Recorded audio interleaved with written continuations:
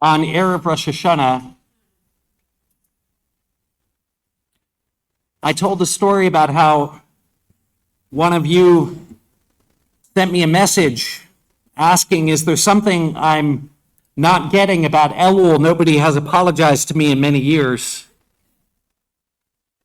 And how in the Intro to Judaism class I taught a few weeks ago about Jewish traditions around apologies, a student raised their hand and asked, is there guidance in the tradition about how to elicit apologies from those who hurt us? And on Erev Rosh Hashanah, I spoke about how I thought that those questions were missing the essence of the season, that our tradition pushes us to take responsibility for our lives, for what we can control, rather than seeking to control others. But I want to return to that question this morning and add a little bit more to my answer. In his Laws of Repentance, Maimonides begins by focusing on our responsibilities to make amends. He says, if you wound another person, you have to apologize and make amends. He's echoing the Mishnah that teaches that Yom Kippur atones for sins between us and God, but if we've committed a sin against another person, we first must make amends with that person, and only afterward can we approach God and ask for forgiveness. Maimonides continues in his laws that a person who was hurt should not be cruel, that we should be forgiving. Pirkei Avot teaches that a pious person is slow to anger and easily appeased. Maimonides then continues that when a person sins against another, the injured party should not hate the offender and keep silent. Rather, it is our duty to inform the offender and to ask that person, why did you do this to me? Why did you sin against me in this manner? I discussed on Erev Rosh Hashanah how this echoes a verse in the Torah, don't hate your fellow in your heart, surely rebuke him and do not bear sin because of it. Maimonides understands the sin being referred to in that verse as don't carry the hatred around with you. Say to the person, why did you do this to me? And I've always interpreted this teaching as saying that rather than carrying the resentment around within you, the tradition is saying, get it out. If you're angry, it's better to let him have it than to put it out there rather than seething. But I want to suggest a different way of reading Maimonides' teaching. What if instead of reading Maimonides as authorizing you to yell and scream at the person, why did you do this to me? What if he is encouraging you to ask the person an earnest, open-hearted question? Please help me understand you better. Tell me why you acted the way that you did towards me. In his book, Judaism is About Love, Shai Held points out that when someone has hurt us, we see them as alien, as other, as bad, as unworthy. And he wonders if Maimonides' question, why did you do this to me, is not an accusation, but rather an invitation to help us see the person who has hurt us in terms of their damage and their weakness and their suffering and inadequacy. I've been thinking about this high holidays season, about how our physical senses impact our souls. On Rosh Hashanah, I spoke about how listening to the shofar and stretching ourselves to hear the cries of Palestinian mothers for their children, and also the cries of Israeli mothers for our children, how expanding the range of our hearing can deepen our souls and prevent our hearts from becoming hardened. Rachel spoke on the second day about finding and focusing on the beating of our hearts and how that can help to center us and return to God. And today I want to offer a connection between forgiveness and seeing. Perhaps we can try to elicit apologies at this time of year from people who've hurt us. But doing so makes demands not just upon the people who've hurt us, but on us too. Are we willing to see the person who hurt us differently? Are we willing to expand our vision of them as not just properly alien on grounds of guilty offense?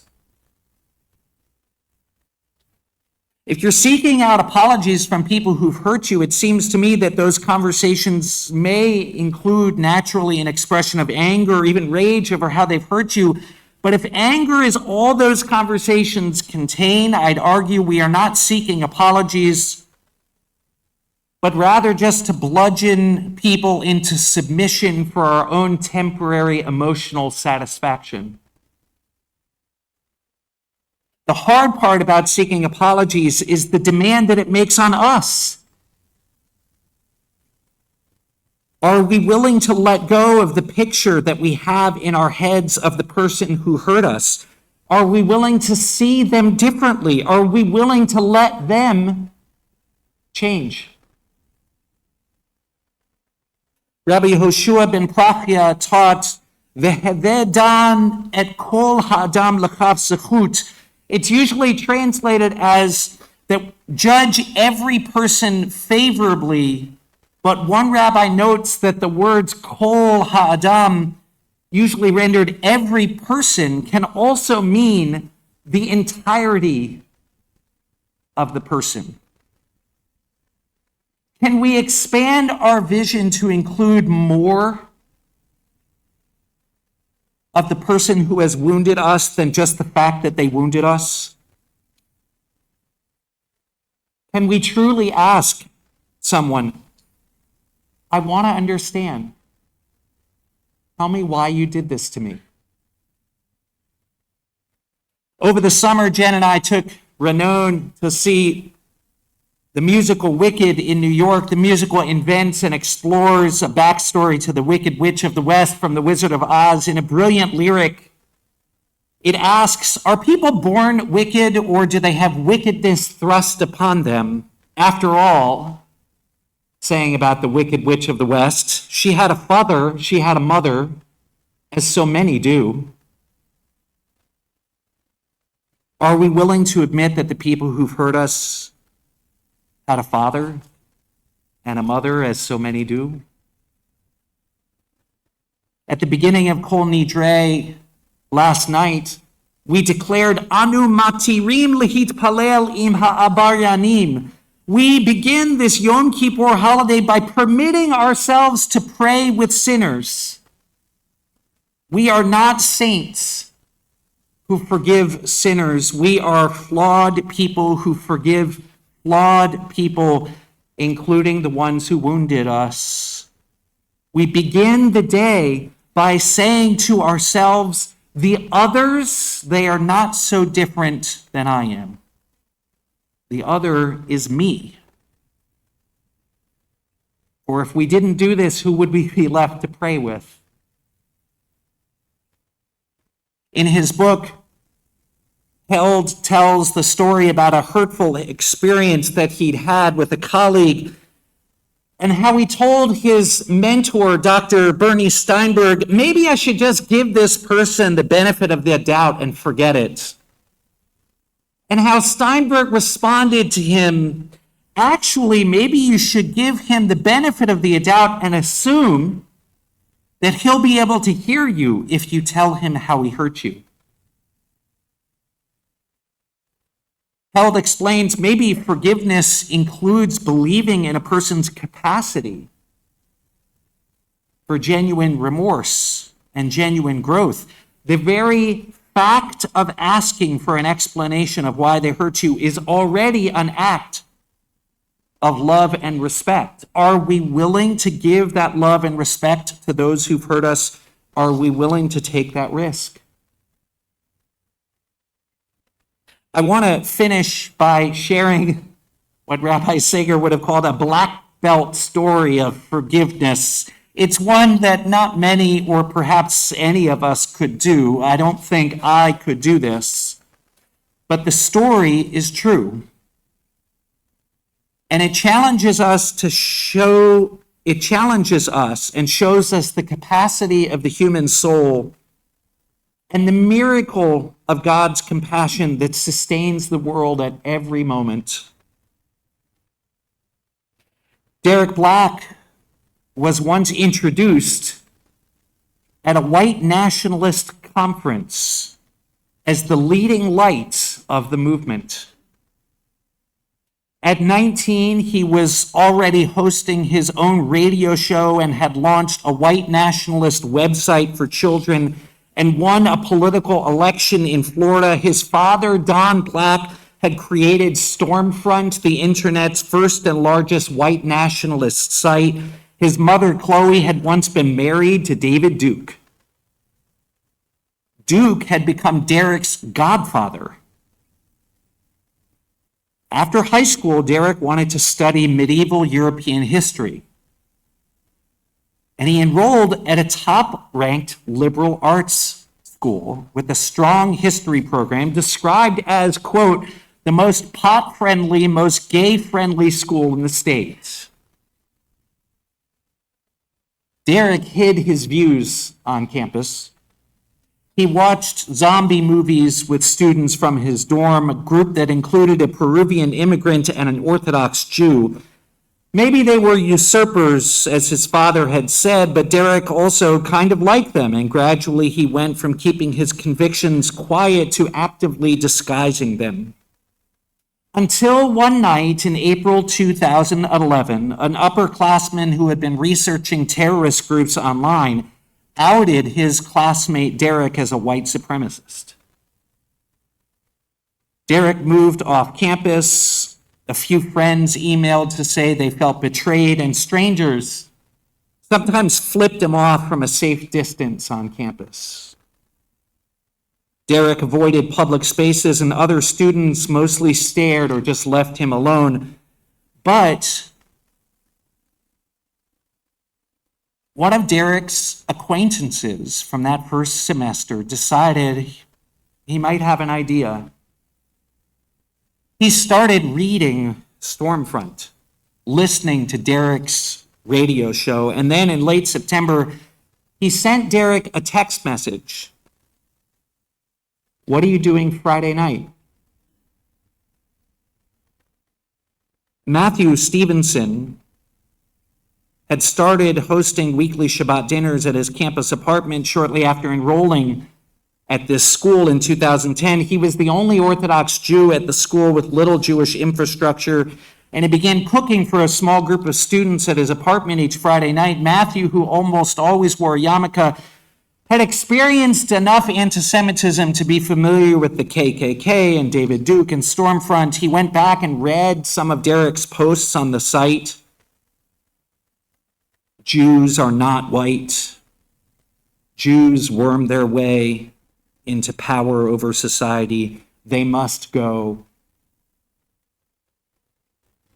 Matthew decided that his best chance to affect Derek's thinking was not to ignore him and not to confront him, but simply to include him. Maybe he'd never spent time with a Jewish person before, Matthew remembered thinking. It was the only social invitation Derek had received since returning to campus. So he agreed to go. The Shabbat meals had sometimes included 8 or 10 students, but this time only a few showed up. Let's try to treat him like anyone else, Matthew remembered instructing them. Derek arrived with a bottle of wine. Nobody mentioned white nationalism or the forum out of respect for Matthew. Derek was quiet and polite and came back the next week and then the next until after a few months. Nobody felt all that threatened, and the Shabbat group grew back to its original size. On the rare occasions when Derek directed conversation during those dinners, it was about the particulars of Arabic grammar or marine aquatics or the roots of Christianity in medieval times.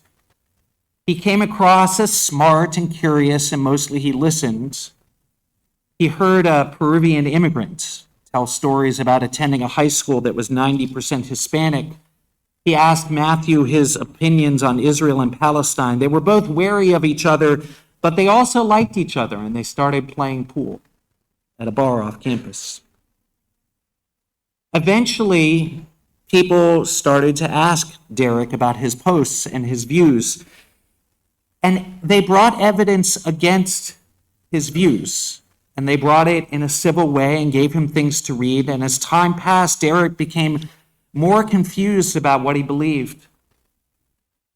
He began to see his own previous threads as bizarre and conspiratorial, and eventually he composed a public letter to the Southern Poverty Law Center renouncing his beliefs. And Derek estranged himself from his family. He returned home a few weeks later for his father's birthday, even though his mother and half-sisters had asked him not to come. His mother was polite but cold. His father tried to invite Derek inside, but the rest of his family wanted him to leave. And Derek began a new life, working to put distance between himself and his past.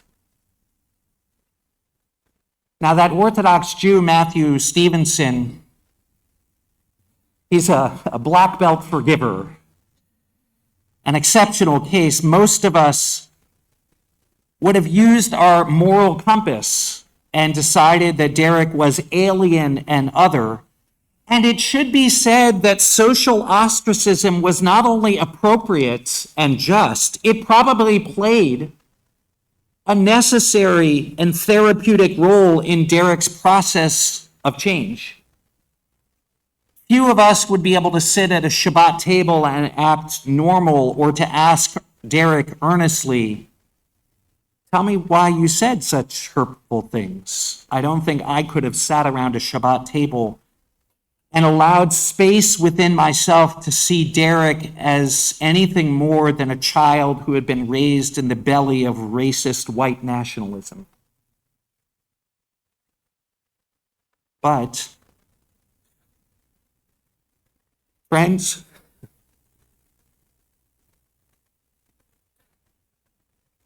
don't all of us need someone who can see us in our entirety? Don't we all need someone to believe dafka in our worst moments of utter ruin that we're not alien? Don't we all need someone who can answer our mistakes with civility and respect, and who can accompany us on a path to a better place? The great Rabbi Ted Lasso once said, "I hope that either all of us or none of us are judged by the actions of our weakest moments, but rather by the strength we show when and if we're ever given a second chance." And so I ask us all this Yom Kippur, if all of us so badly need a second chance, why do we deny it to others?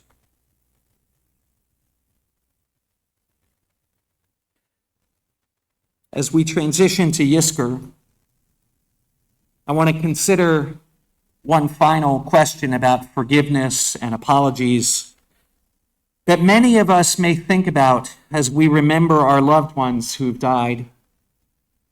What if someone is no longer alive? If we hurt someone and they died, Jewish tradition actually describes a ritual of going to the grave with two other people and in their presence publicly asking that person for forgiveness. But what if it's not you who wronged the person who died and who are seeking forgiveness from them? But what if they harmed you? What if you're seeking an apology from someone who can no longer speak? The rabbis teach, and there are some cards outside, Yom Kippur and death atone. How does death atone? Well, one thing they may mean is that if someone hurts you, their death can bring healing simply because when a person dies, they can't hurt you anymore. Their death does not change the hurt they inflicted in their lives, but it does put an end to the possibility that they can hurt you again. And because they can't hurt us anymore, maybe their death can help us to see them differently, to see more of them. Sometimes when a person is alive, their life and our relationship with them is a source of restlessness. It's so intense and full of constant negotiation or even fear that our vision is obscured and we're simply unable to see them through in their fullness through the fog. Sometimes a person's hurtful behavior means that we make the healthy choice of moving away from them so we can thrive, even if it means that we know less of those we love in their lifetime. And sometimes death and the quiet and distance that it brings can help us to see more clearly, or just to see more of them, to see the arc of their lives. Friends, we are not saints forgiving sinners. They were not saints either. We are all of us flawed. Broken, imperfect souls bumping through the world, humans in need of and deserving of forgiveness and God's compassion. I'm grateful for the gift of a wonderful question a few weeks ago. Can we elicit apologies from others? And again, the answer is mostly no.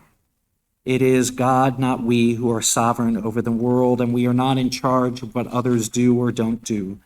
But if we try, we too must be willing to risk. We can't ask out of anger, but rather wholeheartedly and in earnest. We have to ask to understand and to see more of why it is that people do what they do. And if they tell us, to hospitably let them grow and change in our minds and in our lives. And if someone has died, the work is all up to us. As we remember, it is we who must work to see more of our loved ones, to see them more in their entirety, Kol Ha'adam. And in doing so, we do the holy work of making their memories a blessing. Amen.